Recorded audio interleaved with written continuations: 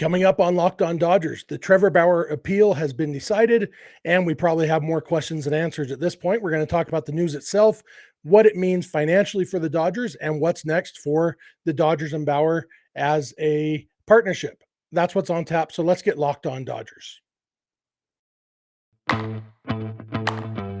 You are Locked On Dodgers, your daily Los Angeles Dodgers podcast. Part of the Locked On Podcast Network, your team every day.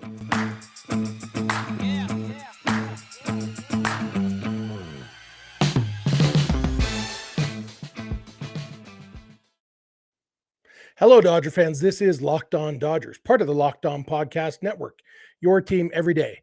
Thank you for making Locked On Dodgers your first listen every weekday morning. Remember, this show is free and available on all podcast platforms and on YouTube simply by searching for Locked On Dodgers. Or even better, go ahead and subscribe wherever you're watching or listening right now, and then you will never miss a day because you know we're not going to. If this is your first time with us, my name is Jeff Snider. My co-host is Vince Samperio, although it's just me today. Vince and I are both lifelong Dodger fans, just like you are. We've also both spent time covering the Dodgers in the press box and the locker room. So we're not quite insiders, but we bring you the smart fans perspective on our boys in blue every weekday morning. Today's episode is brought to you by BetOnline. BetOnline has you covered this season with more props, odds, and lines than ever before. BetOnline, where the game starts. And as I mentioned at the top, the Trevor Bauer news came down, and that is all there is to talk about, really. There's so many different things that go into this. Quick summary, as you recall, a year and a half ago, Trevor Bauer was placed on administrative leave by Major League Baseball after accusations that he had sexually assaulted a woman. And I guess I should put a trigger warning here at the beginning. We're going to be talking about Trevor Bauer this whole episode. We're going to be talking about sexual assault allegations. We're not going to go into graphic detail, but just be aware that that's what this episode is about. I will try to be as respectful and careful as I can be, given the circumstances. So hopefully I'll do okay. But yeah, so Bauer was placed on administrative leave when the sexual assault allegations came down a year and a half ago. Back in April, he was finally actually suspended by Major League Baseball for 2 full seasons, 324 games, which at the time meant that he was done with the Dodgers because there was just under 2 years left on his contract with the Dodgers. But Bauer, of course, immediately appealed, and the appeal has been going for these last 8 months or whatever. And the decision was handed down on Thursday, and his suspension was reduced to 194 games, which is essentially time served. You know, he missed the last 144 games of the season in 2022 under suspension. He missed the whole season, but he was suspended for the last 144 games, which for practical purposes means he wasn't being paid for those 144 games. So he is being suspended for those 144 games plus 50 games of his administrative leave, when he was getting paid. And instead of him paying back to the Dodgers for what he was getting paid during that time, he will just not be paid for the first 50 games of the 2023 season. So it's complicated and crazy, but essentially what it means is that Bauer is now eligible to play in Major League Baseball immediately. As soon as the season starts, he's free to play.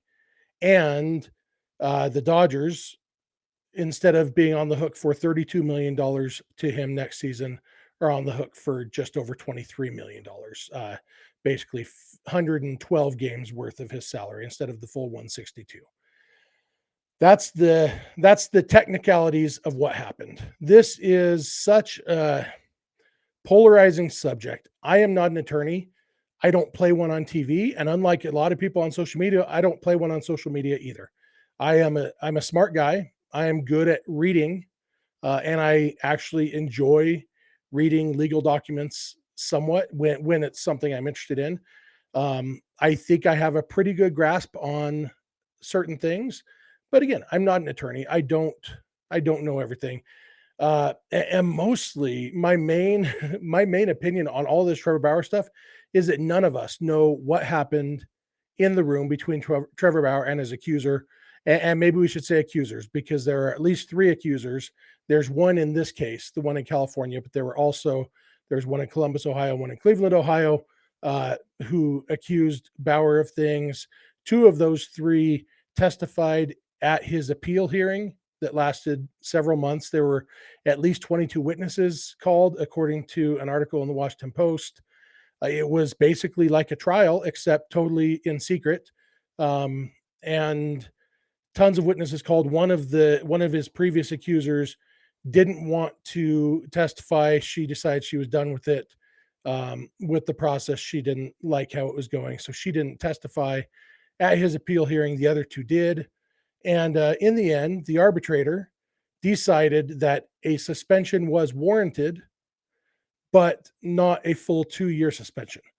To me, that it's kind of an interesting decision, simply because the the domestic violence sexual assault policy that Major League Baseball and the union have together gives Commissioner Manfred pretty broad latitude on sentencing. Once they've decided the violation took place, there aren't really any guidelines laid out uh, in terms of sentencing, how long the suspensions can be. And obviously, in all these things, we deal with precedent. But Bauer's situation is in almost every way unprecedented. He's the first person ever to appeal a suspension under this policy. Every other person suspended under this policy has agreed to accept the suspension, and Major League Baseball has knocked some time off the suspension in exchange. That's how it's happened every time. It didn't happen this time. Rob Manfred and Trevor Bauer hate each other, and obviously Bauer is passionate about proclaiming his innocence. He wasn't going to accept a suspension. He appealed. So it's unprecedented that way. Bauer's also the first person accused of sexual assault under this policy. Everybody else, it's been domestic violence. There has never been a case of child abuse, which is the third thing covered by this policy. And this is the first case of sexual assault. And so it really is unprecedented. And so Manfred, I think his thought was, well, it's unprecedented, so I can do whatever suspension I want. And maybe it's a case of him shooting too far. But the fact is, the arbitrator did determine that a suspension was warranted. And I'm not surprised about that, because Bauer essentially admitted in his restraining order hearing, he was accused during that hearing of doing things to his accuser sexually while she was unconscious, and he didn't deny those things in the hearing. And according to the letter of the law in Major League Baseball's sexual assault policy, that is the definition of sexual assault. And the crazy thing is how passionately people feel about this without knowing any more than I do what actually happened in the room. I don't have any idea if Bauer's accuser orchestrated all of this to try to set him up. I don't have any idea. I don't have any idea if it was just, consensual rough sex that went farther than she wanted it to. Maybe. I don't know. But what I'm relatively confident about is that Bauer did violate Major League Baseball's sexual assault policy. Even if he didn't do what any of you would consider sexual assault because it was consensual, according to the policy and according to California state law, consent is impossible while a person's unconscious. Even if they consented before they became unconscious and said, I want you to do these things to me while I'm unconscious, that's illegal. And more importantly for this discussion, it's a violation of the policy. It is the definition of sexual assault. And so I think that probably played pretty heavily into the decision to say, yeah, a suspension was warranted, but not the full suspension. So Bauer's suspension was chopped by about 40%. And now, then we get into all the baseball questions. And that's what we're going to talk about in a second when I come back. Our next segment, we're going to talk about the financial ramifications for the Dodgers, while acknowledging that the human considerations are always more important. But this is a Dodgers podcast, and the only reason I'm talking about Trevor Bauer at all is because it affects the Dodgers. So we're going to come back in a second and talk about the financial ramifications for the Dodgers. So thank you for making Locked On Dodgers your first listen, and please keep it Locked On Dodgers. This episode is brought to you by the NHTSA. Did you know that driving high is considered driving under the influence? That's right. Driving under the influence of marijuana is against the law in every state, even in states where marijuana is legal. That means driving high could get you a DUI. And if you think law enforcement officers can't tell when you're driving high, you're wrong. Your friends can tell, your coworkers can tell, even your parents can tell. Everyone can tell. So, what makes you think that law enforcement officers don't know when you're driving high? Driving under the influence of marijuana can slow your response time and change how you perceive time and speed. So even if you think you're fine to drive when you're high, you're not. The bottom line is if you feel different, you drive different. And driving high is driving under the influence. So remember, drive high, get a DUI, paid for by the NHTSA. I am back. I want to thank you again for making Locked On Dodgers your first listen every weekday morning. For your second listen today, when you're done with this, check out Locked On Sports Today, the biggest stories around the sports world in 20 minutes or less, plus instant reactions, game recaps, and Locked On's Take of the Day. Locked On Sports Today, available on YouTube and wherever you get podcasts. It sucks. This is our last episode before Christmas. Merry Christmas, everybody. It's kind of a bummer. I knew that Vince wasn't going to be available. He's dealing with a family matter, unfortunately. And I had planned on doing a Christmas themed episode here, just something fun and jolly. But instead we're talking about Trevor Bauer. And I want to say, I know that people have passionate feelings about this. I know there are people who feel very, very passionately that Trevor Bauer is a monster. And I know there are people who feel very, very passionately that Trevor Bauer was railroaded here. And like I said, I don't know what the truth is. I think it's funny, but not ha-ha funny, how this has become kind of a politicized thing. You can almost guess based on someone's political leanings where they're going to fall on the Trevor Bauer allegations. And I think it's important that we remember that these are real people. Everyone involved in this is a real person who has parents who love them. That's kind of how I humanize people who, you've heard me say it before. I'm sure his mom likes him. That's true with Trevor Bauer. It's true with his accusers. And as a dad, a father of an young adult daughter, I have feelings in one way. And as you know, I don't have any idea what the truth is. And I wish that more people had the humility to admit that they also don't know what the truth is. It's when if you don't know Trevor Bauer, don't tie your identity too much to him. Don't defend him too vigorously. And not just Trevor Bauer, anybody else, whether it's a politician, whoever your favorite politician is, remember, to become a famous politician, they're probably kind of a slime ball, at least in some ways. Don't tie your identity to that. Tie your identity to things that you can control, because otherwise you are at risk of being embarrassed, or even worse, putting yourself in a position where you have to defend behavior that you don't like because you've tied your identity to somebody. And, this is not a political podcast at all. And I'm not saying, that's why I haven't named a single politician, because honestly, I think it applies to the vast majority of politicians in the United States right now. They all have things that if you are devoted to them individually, there's things that are going to embarrass you, because most of them, to get where they are, they've done slimy things. Professional athletes are no different. And, baseball players are famous for kind of being scuzzballs sometimes. Some of them, not all of them. I believe some of them are really good people. But, don't tie your identity too much to them. So with that said, the Dodgers now are in a position where they have to decide what to do. They have 2 weeks to decide what they're going to do about Trevor Bauer.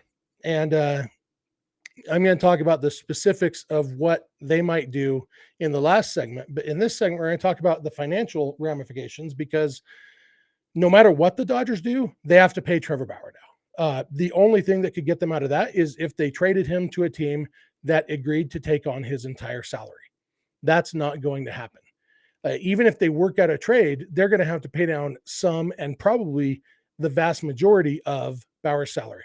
Bauer is due $32 million in 2023, and his luxury tax number is $34 million, because that's the average annual value of his 3-year contract. And so this 50 game knockoff puts his actual salary down around $22 million and his luxury tax salary down around $23.5 million, which puts their the Dodgers' overall luxury tax number just over 232 million. And you remember the bottom luxury tax number is 233 million. So they're like a little over $500,000 away from that number. And so, that could mean that the Dodgers are done spending money this offseason because they want to stay under the luxury tax. Problem with that is you can't really get it down to the dollar like that because you have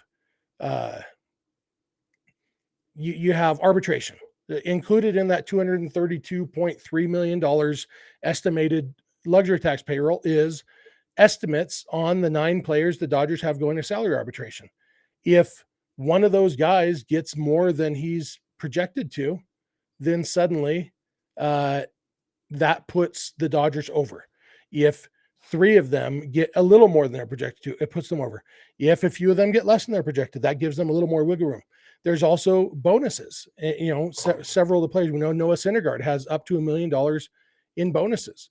If Syndergaard hits his bonuses, actually, maybe it's $1.5 million bucks. If he even hits, so that means if Noah Syndergaard pitches 150 innings next year, the Dodgers will be in the luxury tax if everything else stays the same. And so you can't get things right down to the penny because of all those different things. And so, I saw somebody say, well, it's quite a coincidence that this Bauer's suspension puts the Dodgers just below the luxury tax. And to that, I say, yeah, I think it's a coincidence. This is a legitimate court hearing, arbitration hearing with a legitimate arbitrator. Nobody is making these decisions based on what they think the Dodgers want to do with their payroll. And there's no reason to think that the Dodgers had any idea what the ruling was going to be ahead of time. It's just a coincidence. Right now, yeah, the numbers line up, but the Dodgers probably aren't done spending anyway. And so it's kind of silly. If they can work out a trade, and the reason a team might trade for Bauer, if there are teams, like there was a report that the Pirates might be interested in Bauer if he becomes available. And the Pirates might be interested in trading for Bauer because if the Dodgers release Bauer and he becomes a free agent, then he can sign wherever he wants. And a lot of pitchers might not be interested in signing with the Pirates because the Pirates are bad at baseball. So Bauer might not choose the Pirates. Whereas if the Dodgers trade him, he has no say in where he goes. And so the Pirates might be interested in capitalizing on that before Bauer has any say in it. They might be interested in doing a trade. And the Dodgers, maybe they could get some of that down of the 32 million or the 22 million that they owe him. Maybe they get the Pirates to pick up 5-6 million of it. Maybe. And that gives them a little more wiggle room on the luxury tax. It's hard for me to picture at this point. And I put out a poll on our Locked On Dodgers Twitter account asking what people think the Dodgers should do about Bauer. And the results were kind of split. It was basically just over 50% said play him, keep him on the team, play him. The other 50% was the other 49-ish percent was split between release him or try to trade him. And I think the opinion, it's kind of interesting because in a poll, the opinion is really close. If you look at the comments, the pro Bauer comments are a lot more vocal than the anti Bauer comments. I think, at least what I've seen, there's a lot more people willing to say something, whether it's, well, you have to pay him anyway. You might as well get some use out of him, or he was railroaded. He didn't do anything wrong. He was exonerated in court, which he wasn't. He wasn't exonerated in court. He wasn't charged. I don't know. I can never remember the phrase. Restraining order hearing didn't prove him innocent. It proved that there wasn't cause for a restraining order, which is a different thing. The Pasadena, or them not pressing charges against him, actually taking him to trial, arresting him, doesn't prove that he's innocent. It proves that they weren't confident that they could win in court. And prosecutors care about their win-loss record. And so they're not going to take on a case they're not sure they can win, or at least reasonably sure. So all these things, it doesn't mean he didn't do it. Doesn't mean he did either. And there's so many things, but for me, it's hard to see the Dodgers playing Bauer simply because whatever percentage of fans it is who would revolt if the Dodgers keep Bauer, those fans are less likely to come back. And even if it's only 10%, Twitter isn't real life, as we constantly have to remind ourselves. And even though it's 50-50 on Twitter, if it's closer to 10-90 in real life, well, still that 10%, that's real money that the Dodgers are going to lose if those fans don't come back. The other fans, the fans who believe that Trevor Bauer is being railroaded and who would be upset if the Dodgers release him or trade him, well, the Dodgers can win them back by winning, because most of those people, they want Trevor Bauer on the team because they think he can help the Dodgers win. And so if the Dodgers win the World Series in 2023, nobody is going to be upset that Trevor Bauer wasn't a part of it. And by nobody, I'm sure there's some people. But, for the most part, we just want to win. And so I think for that reason, I think the Dodgers are probably going to get rid of Bauer one way or the other. They have until January 6th to make that decision. So I'm going to come back in a minute and I'm going to talk a little bit about that, what the future is for the Dodgers and for Bauer. So thank you again for making Locked On Dodgers your first listen every weekday morning. And please continue to keep it Locked On Dodgers. I am back for one more segment. Thank you again for making Locked On Dodgers your first listen. I really appreciate it. If you're watching on YouTube, love to hear your comments below. I hope that in the comments we will, I know it's YouTube comments and I can't expect total civility or even for people to have really listened to what I've said. But like, I'm not interested in whether you think Bauer is innocent or guilty. Honestly, I don't begrudge you those opinions. I don't want the YouTube comments to turn into a fight about that, which is what I know would happen. So in my perfect world, the comments on YouTube would be about the content of this episode, about the financial ramifications for the Dodgers, even what you think the Dodgers should do. But I also know YouTube comments are going to go where they go, and I'll just ignore the ones I don't like. But I do love hearing from you guys. Love to hear from you on social media. If you're listening to this on the podcast instead, I'll give you all the contact info at the end. But yeah, so like I said before I went to break, I don't think he's going to play for the Dodgers again. And there was a little part of me about a year and a half ago, Bauer on his Twitter profile, he put his name in Japanese next to his name in English. And that got me thinking about playing in Japan. And I wonder if there was a loophole there. And I actually reached out to an agent I know who actually has had several players playing in Japan to find out. I assumed that Major League Baseball was aware of the loophole because here's how it goes. You remember in 2021, the Angels released Albert Pujols and the Dodgers signed him.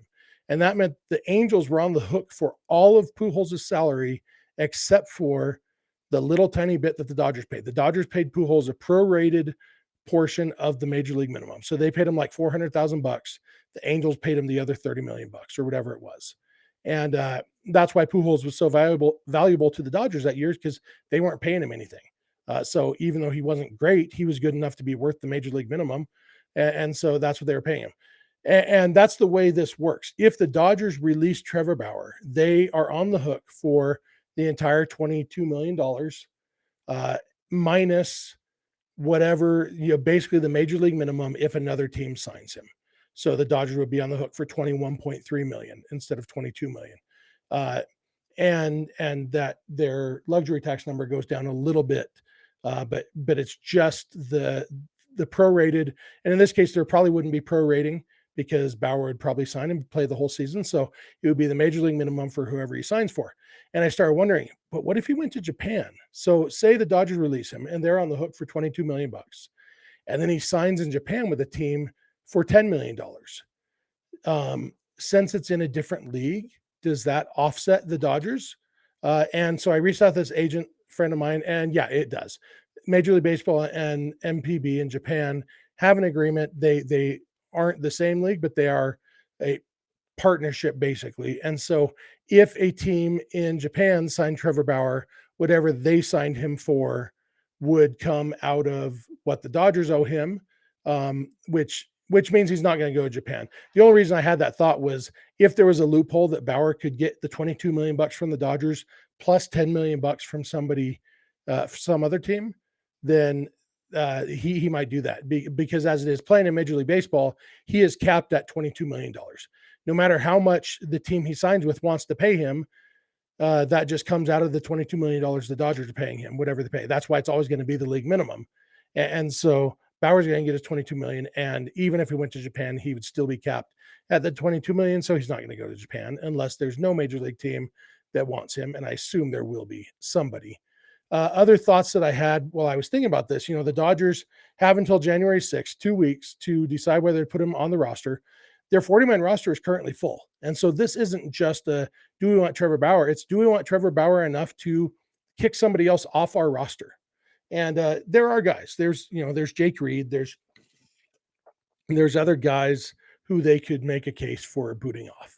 And, they might have to do that at some point anyway if they sign somebody else or trade for somebody, there are people, they could make room for Trevor Bauer, but the fact that the 40-man roster is full right now, it's an interesting thing because it's more than just, it's like the old railroad dilemma where you have one person on the train tracks over here and 50 people on the train tracks over here, and a train is coming and is going towards the 50 people, and you can flip a switch and make it just go to the one, and people don't do that because it's that I'm responsible for thing. If I flip the switch, I have caused the death of one person, whereas if I don't flip the switch, the 50 people dying wasn't my fault.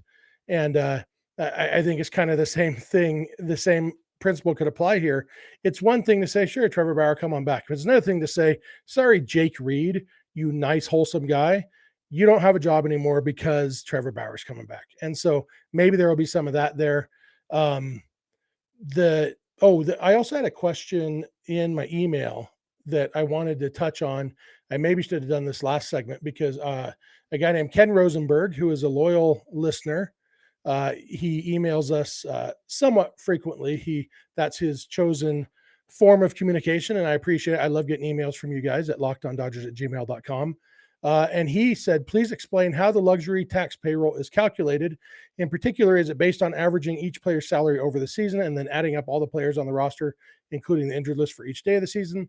So if the Dodgers are going to be $1 million over the luxury tax threshold, can they cut a $2 million player at the midpoint of the season and replace him with a minimum wage player to get under the threshold? And Ken, I appreciate your question. And yeah, basically that's how it works. Although your last question, the minimum salary is $700,000. And so even if the Dodgers replaced a $2 million guy with a $700,000 guy, that only gets them down to 1.2 million instead of 1 million. Because you'd have the 350,000 of the one guy and the million, whatever, 1.3 million. But yeah, the way luxury tax is calculated is everybody on the 40-man roster gets paid something. And it's really everything you pay to these people. Guys on multi-year contracts, the luxury tax number for them is the average annual value of their contract. That's why, like I said earlier, Trevor Bauer's number is 34 million for luxury tax purposes, even though his 2023 salary is 32 million. But because it's signed a 3-year, $104 million contract, that's the difference there. So he's worth 34 million on the luxury tax payroll.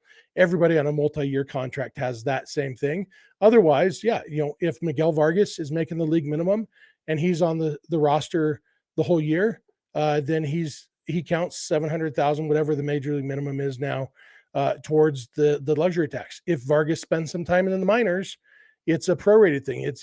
He's not being paid major league pay there. He's being paid in minor league pay, and it goes towards so his 85,000 a year or whatever he's making, and it's on a daily thing. When a guy makes, say a guy makes $730,000, because it's split up over 180-day season. So say a guy, what's a multiple of 180 that would actually be a realistic salary? Let's do $900,000. Say a guy makes $900,000 a year. What he actually makes is $5,000 a day. because 5,000 times 180, where there's 180 days in the season, is 900,000. So he makes $5,000 a day. And so every day that he's in the major leagues, he counts $5,000 towards the luxury tax.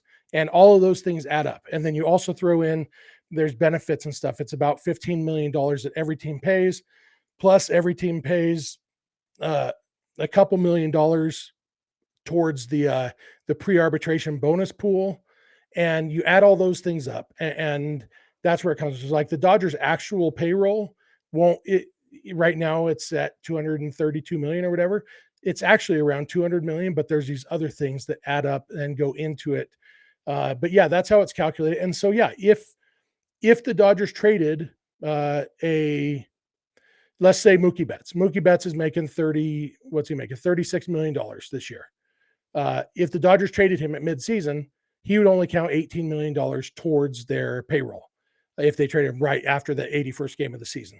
It's all prorated. Obviously, the Dodgers aren't going to trade Mookie, and they don't really have any high-paid players who they're likely to trade. But yeah, that's how it works. You pay the guys who are on your roster. The one exception is if you release a guy, you have to pay him anyway, and that counts towards your luxury tax. So releasing Bauer, getting him off the roster wouldn't help any as far as luxury tax goes. So thank you again for that question. I hope that made sense. And I think that's mostly what there's so much garbage about this, and I much rather talk about baseball than about legal proceedings and calculating luxury tax stuff. And especially on our last episode before Christmas, I would have much rather talked about baseball and Christmas and wonderful, happy things. But I had to talk about Trevor Bauer, and I hope it was okay. I do hope you all have a wonderful Christmas. If you're celebrating Hanukkah right now, I hope that's going great for you. If you don't celebrate anything, I hope you're just enjoying the season. Whatever it is, I hope you're happy and having a good time and that life is good for you. And I hope that all of us can be friends, even if we disagree on the Bauer thing. Remember, the things that tie us together, like being human beings and being Dodger fans, are much stronger than the things that separate us, like political differences or differences of opinion on the sex lives of strangers. So that's all I have to say about that. Thank you again for making Locked On Dodgers your first listen every weekday morning. Now for your second listen, check out Locked On Sports Today. Peter Bukowski brings you the biggest stories from around the sports world in 20 minutes. Get the analysis and opinions before anyone else with our local and national experts and insiders. Locked On Sports Today podcast, available on YouTube and wherever you get your podcasts. If you're not watching or listening to Locked On Dodgers every day, we'd love if you had 1 or 2 days a month to your rotation. If you have friends or family who love the Dodgers, please tell them about the show. Maybe they'll like it too. You can follow us on Instagram and on Twitter at Locked On Dodgers. Vince is on Twitter at Vince Samperio. I am on Twitter at Snidog, SNIDOG, and the DMs are open in all of those places. Our email address is lockedondodgers@gmail.com, and our phone number for voicemails or text messages is 323-863-LOCK, 5625. We are here every weekday morning, and we hope you'll be here with us. When you get in your car or sit on your couch, tell your smart device to play podcast Locked On Dodgers. And remember, you don't have to agree. You just have to listen. We'll talk to you on Monday. Merry Christmas.